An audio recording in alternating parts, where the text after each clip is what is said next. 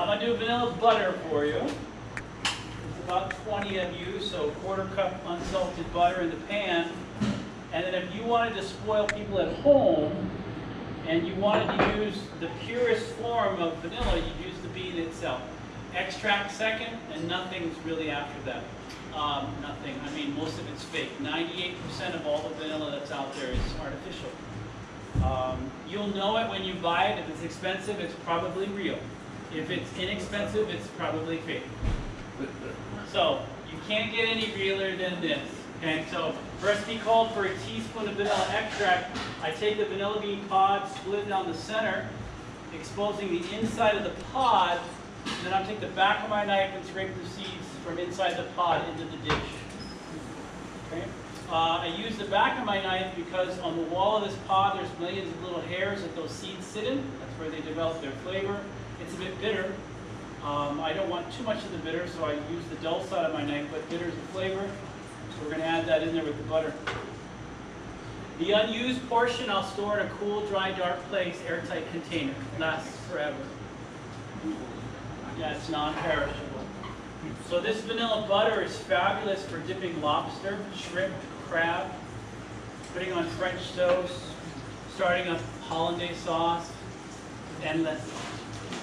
Then we're going to change it up. We're going to add one of the 9 vanilla spice rubs we make here. This is a vanilla garam marsala spice rub.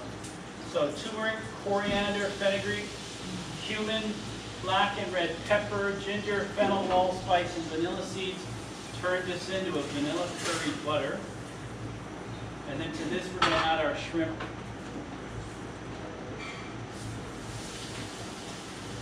So we all have jobs around here. Mine is growing. We have lots to do every day. This is our busy time of the day where we get to, actually this is the easiest part of our day. It really is. We get to enjoy it with you guys. We nibble a little in there. I don't, you do. I watch you. Anyway, postcards on your table are for you. They're done by a local artist of a vanilla orchid blossom. If you want to write to somebody you love, we'll get you a pen. And we'll mail that compliments to the Vanilla Kitchen. If you are going to write a postcard, you need to remember to leave a space for a stamp in the upper right-hand corner. Restrooms, one behind that glass partition in the back of the dining hall. The other one's out the old English church door you came in. Sharp right, red door at the end of the hall. Now, are there any burning questions for me as I'm in final preparation for this? Not, it's okay. We'll answer all the questions you have. We're going to teach you a lot about vanilla. You're not going to remember everything. But the one thing I want you to remember is that you can never use too much. The more vanilla you use in any dish, the better it gets. And I'm going to prove that here by adding some vanilla extract to more vanilla to this dish. Most recipes call for a teaspoon of vanilla extract. They all do. And the reason why it's just a teaspoon is because vanilla's always been really expensive. It's really expensive right now, but I told you I'm spoiling you guys. So. All right.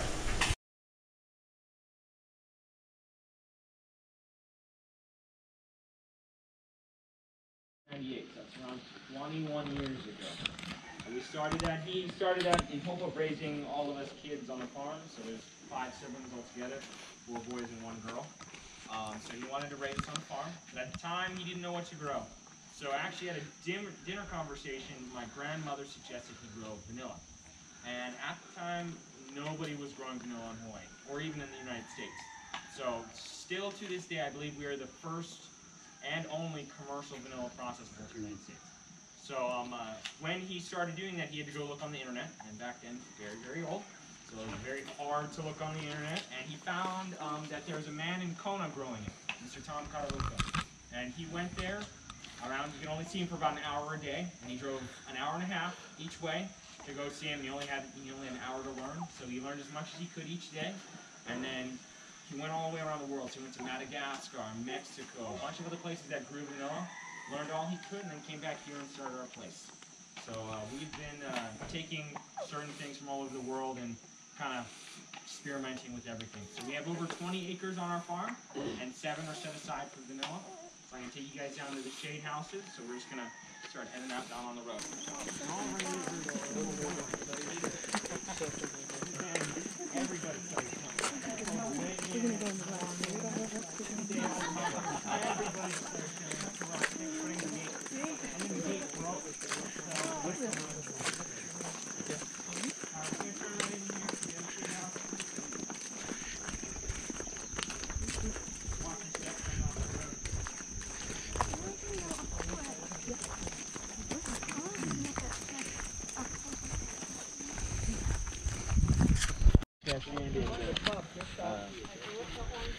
The bean in the bottle and the extract, that sort of stuff. So this is the vanilla vine right here. So this plant is the one that produces the beans you see inside there. The lemonade that you guys had, all the flavor comes from this plant right here. So this is an orchid. It's the only orchid that produces a pod of spice. So this is a member of the climbing vine.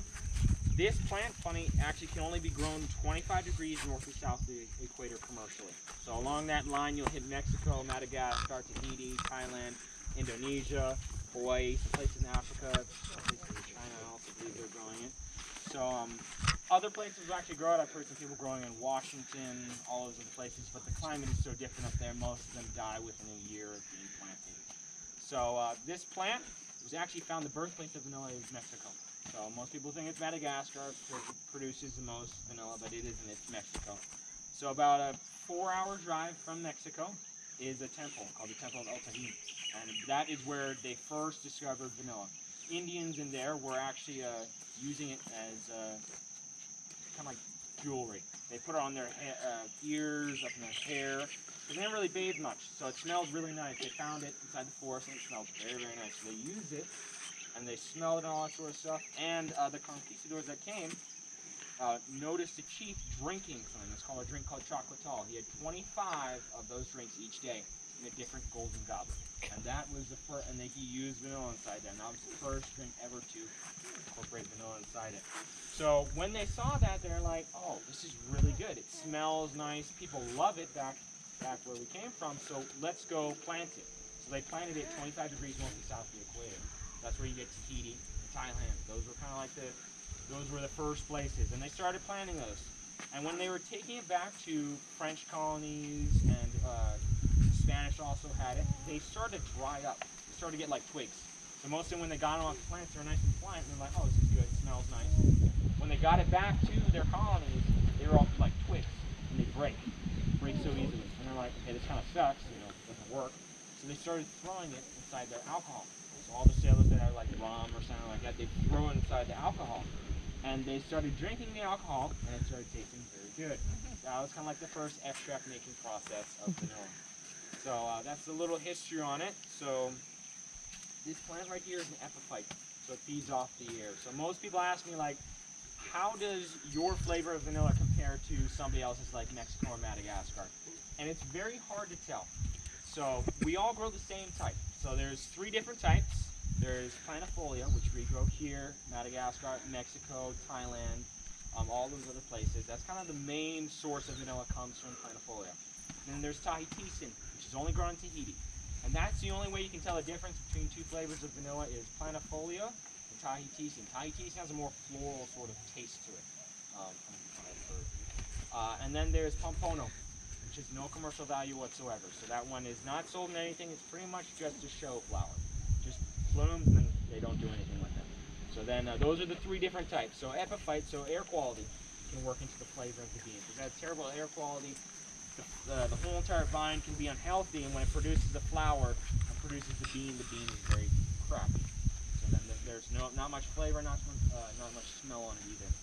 And then after the process of doing all of that, flowers. Flowers is what we do. So how we get a flower, so most people just think it kind of just like pops up on a random month. So our flowering months are March, April, and May, is what we try to kind of aim them for. How we get flowers is we cut off these new leaves coming up. So this is a new leaf coming up. So we'll just snip that right off, throw it away. It sends a shock to the whole entire plant saying like, oh, I'm dying, I need to reproduce. So we'll start to send out buds and cluster buds all around the plant. And then after we successfully do that, which will also turn off the water supply. After we start to see buds and it's just successfully starts to come out, we'll turn back on the water and then we'll fertilize it to make it healthy again. Then slowly after that, a couple weeks later, those will grow to flowers, and then we pollinate those flowers. And if we are successful, the flower will close and shrivel back into the vine. And from the stem of that flower comes a bean. We try to get at least a pound of vanilla beans off one plant. A pound is 100 beans. And only one bean comes from one flower. So you try to get at least 100 flowers in one. So this plant could probably produce 50. Not as healthy, but it's very large and it could produce a lot. So we try to aim for the big ones, we'll stress these ones out, and then they'll produce flowers. If we're unsuccessful, which has happened to me multiple times, the flower will close and just fall off the vine and die. And then nothing comes out of it. Then after the process of the flower coming out of the stem, it's going to take a couple months. It's going to grow to full length, a green bean to look exactly like the vine. And then we're going to snip it off. And what we're first going to do is we're going to boil them. We'll throw them right in boiling water, and it kills them instantly. So most people ask me when taking it back to the States, they're like, can I take it on the airplane? Yes, you can. It's literally dead. Nothing can grow on it, and it's dried at 20% humidity, and it's processed, so it's perfectly fine. So after that drying process, we do different drying processes, different ones. The most common one we use is doing them in coolers. We'll take them inside and outside, just in sunny days, so it dries them nice. So from the flower to the green bean on the vine, you'll smell no flavor. This flavor of vanilla or taste any of it. It has nothing on it whatsoever. It only happens when you get to the end of the drying process, which takes around 4 to 5 months. Around the 4th or the 5th month, that's when you start to smell it inside the drying process. You'll start to smell that vanilla flavor, and then actually the flavor will start to come out in the seeds inside there. And then after that drying process, we can finally put inside any of our products that we have, and then sell inside our stores. Any questions? Did the volcano screw the weather, the smell of volcanoes screw anything up? So, funny story. So, we live on the Hamakua coast. So that means breath of God. So, I've heard multiple translations of it. Okay, so actually the wind comes down through this and then blows it all the way down all the way up to Kona. So we got none of that. So we had the best air on the island when the volcanic eruption happened. So if you were in Kona at that time, you could see it all out on the ocean, fog and all that jazz. But we got none of that bad air quality. Any other questions? How old are these plants? How old are these plants? This one right here is probably 5 or 6 years old. The other baby ones that you see, most of these are around 5 or 6 years old. This one is probably 4 years old. It takes from baby to maturity is 4 years. So if we want to produce a flower, it has to be over 4 years of maturity or the plant will die. So another problem that we can run into is the plant isn't well nurtured, and we pollinate all the flowers it has on there, the plant will die, overstressed. So like our greenhouses, which were our first places where we planted, my dad, one of his first crops, he had all the flowers, and he pollinated all of them. The majority of his plants died. So we thought it was a virus. There was a virus in there, and then there was the plant of overstressing them. So that killed the majority of his plants. So we actually had to move all of the plants out of there and build these shade houses. So these are our newer ones actually. So we've had these for about 15. The shade house is about 15 years. So we've actually just started putting plants back inside the greenhouse. So how we plant new ones. So what we do mostly with the vanilla vine is we'll take a cutting about from the tip of the new leaf coming out round to about here, and we'll snip it off and then we'll plant it inside the ground. And then now the plant will slowly start to grow. Another way we do it is by tissue culture. So we take cells from a plant and we clone them inside a little lab and then mix little plants. We're actually supposed to get more tissue culture very soon. It comes about a little flask about this size, a little protein plasma on the bottom with 25 liters. The only problem about those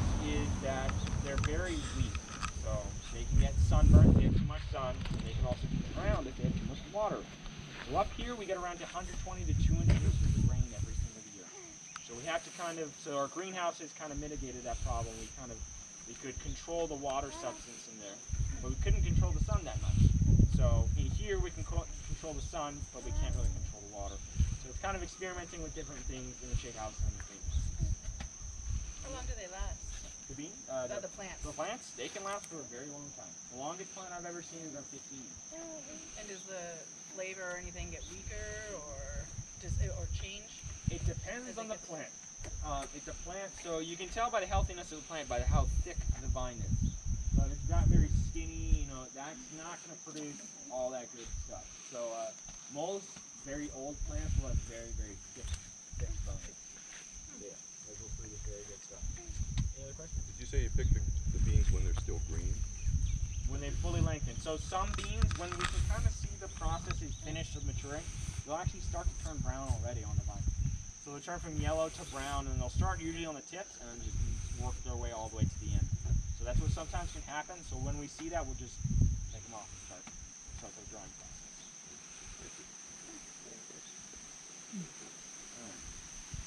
I got a few Rex the plant. Thank you. All right. So why we have them on raised beds is also there's a root rot that comes in the ground. So a lot of other countries do deal with this. So Madagascar, and some plant them on trees and everything like that. Some plants will get affected by the root rot and it will slowly kill the plant. Another thing we deal with is a little termite that lays its eggs right inside the new leaf, and it will discolor the whole entire leaf and make that part of the plant very unhealthy. So you'll start to see the discoloration, but they lay their eggs all the way in the bottom, and we usually squirt a little pesticide in there. Also, Madagascar geckos. So the geckos that you see, the ones with the 3 red kind of like teardrops on the back of them, we kill those on site. So if you do see them, please let us know. Those things will eat the new aphids of vanilla flower and the new leaves. That's another thing we run into. Slugs. My dad used to pay us 25 cents a slug. But unfortunately, they slowly started to disappear very quickly, so he never paid us again. Slugs. Caterpillars are another one too. A lot of things actually. And then we also have spider mites. They're not really a big problem. They just make webs, and then we hit them while walking through the shade houses, so we just hate them. But yeah, that's pretty much our only predators. I mean, there's not really all that big ones, like, most people are like, oh, are pigs like a big thing to vanilla? But no, not really. Pigs go for more like grass or things that are grown out there, but yeah. Are the spider mites poisonous? No. Spiders in Hawaii most spiders are non-poisonous. Okay. We don't have snakes either. Most people do bring in snakes though. Which is weird. Yes. Do they bite? Bite them? Do the spider No, I don't. No. Good. No, I don't think so. I've been bitten by a lot of things, but not spider mites, so I'm just scared. Any other questions? Theft? Threats to people? Oh. No. People coming Oh, people. to. I have requested that we get 5 German Shepherds, but unfortunately they're very expensive. So no, we haven't. We haven't had much threats from people to steal them, because most of them they don't really know what vanilla is. So I mean, they're just like, most people actually thought we were growing something else in here. That's illegal. So we've had a couple helicopters over here. So that's one of the problems we've had. But no, not big threats from people. There is a threat, well, not really huge. So this does have a poison ivy effect to some people. So I should have said this while we were coming, but do not touch the plant whatsoever, because some people do get an allergic reaction. It's a rash that can grow. It's very, very itchy. So the only way it can pretty much come off is if you go in the ocean. So we're not really close to the ocean right now, but that's the only way the itches come off that I have found. Most people get kind of immune to it after a while. Yes? At home, I live in Oahu, and there I have a book, like, that has a bunch of bad drugs and what can happen. And one of them was poison ivy, was not a poison snack, but for those, you can take a hot shower. Yeah, I've never